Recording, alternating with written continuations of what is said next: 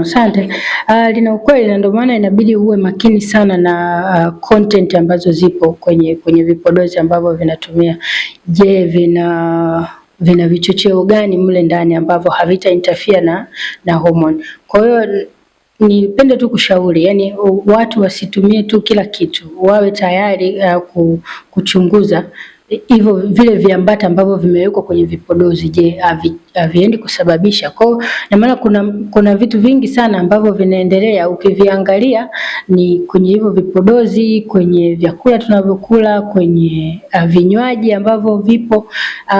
Chemicals nyingi zina interfere na hormone za kike, kwa sababu yani hormone unapokuwa na hormone zikiwa imbalance, yani mwanamke lazima tu kutakuwa, ndio maana hata kwenye mzunguko wa kawaida tunashauri huyu mama awe kwenye balanced diet, awe kwenye mazoezi ambayo atakuwa anafanya, yanasaidia kuweka mwili uwe kwenye mfumo ambao uko sawasawa, ili hormone ziende sawasawa.